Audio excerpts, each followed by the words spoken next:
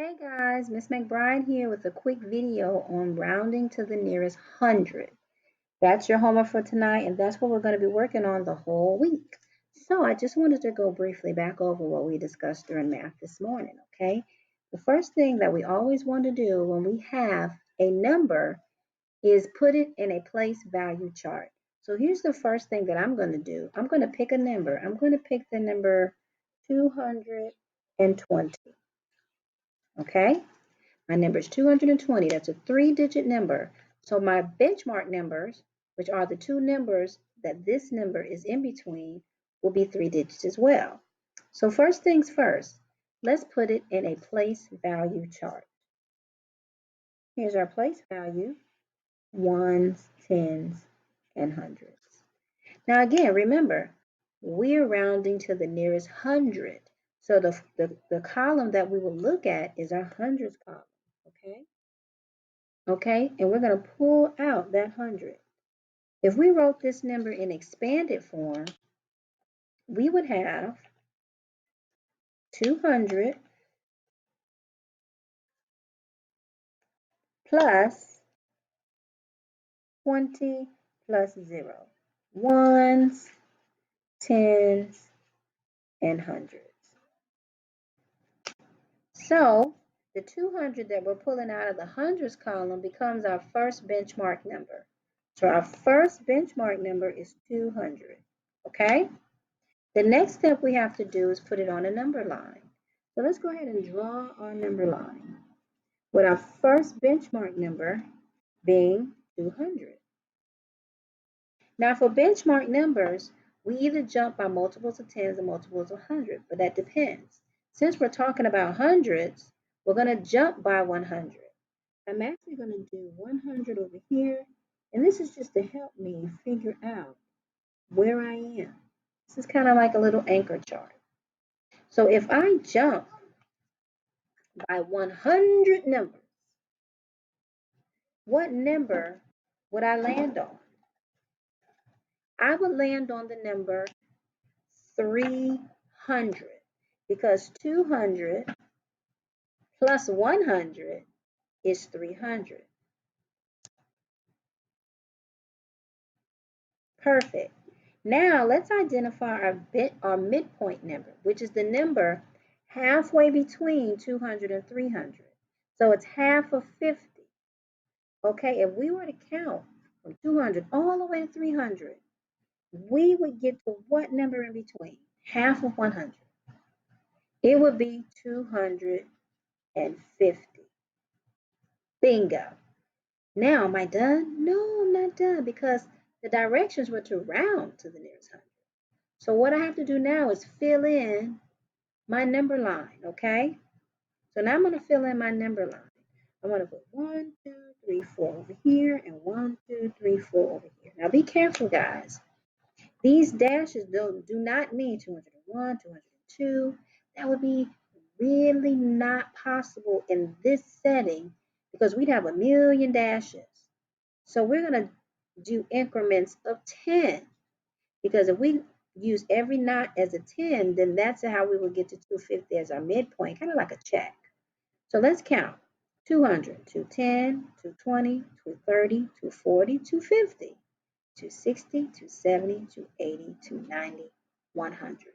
Just for good measure, I'm going to say that this is plus 10 to remind me that I'm jumping by tens. So now that I know I'm jumping, skip counting, or going by multiples of 10, I'm going to find 220 on my number line. So we said that this is 210. So if this is 210, this is 220. Bingo. Perfect. Perfection. Perfection. But we have to make sure that we answer the question, what is 220 rounded to the nearest hundred? Well, guys, will our number get to 200 first or 300 first? So which benchmark number is 200 closest to? Well, if we just physically look at it, it's closest to the number 200. That's one way to look at it. Another way to look at it is how many jumps does it take to get to 200 versus how many jumps it takes to get to 300. If we jumped from 220 to 200, it would just be two jumps. It would be just two jumps. 1, 2. But if we jumped from 220 all the way to 300, well, it would be 8 jumps. Let's count. 1, 2, 3, 4, 5, 6, 7, 8. That would be 8 jumps. So which number has the least jumps?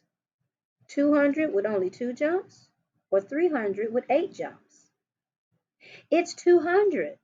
So 220 rounded to the nearest hundred is 200. Our answer is 200. Very good. Let's try it with a 4-digit number. 4-digit number, just to try. So let's do a 4-digit number. Let's do, and I'm thinking, and I'm thinking, and I'm thinking, let's do 3,210. 3,210, rounded to the nearest hundred. So I don't forget what I'm rounding to. Step 1, put it in a place value chart. 0, tens, hundreds, and thousands. Don't get distracted by that thousand.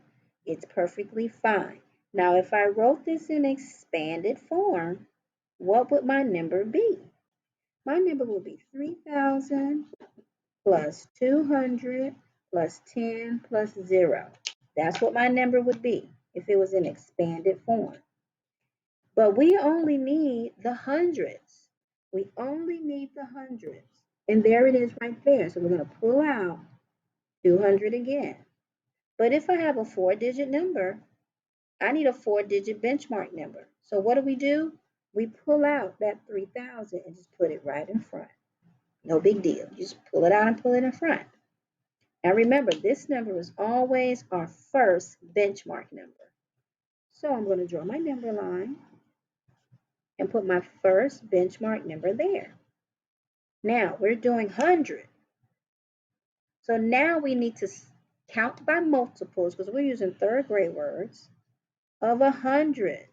So if we counted or added or skip counted 3,200 plus 100, what number would we get to? Well, you know, Miss McBride, that's a big number. So let me do this over here to help myself.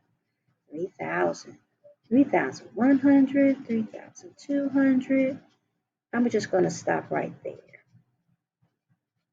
So if I counted 100, I would jump all the way to 3,300. Very good. And then we have to find our midpoint. Our midpoint here was 250. What do we think this midpoint number is?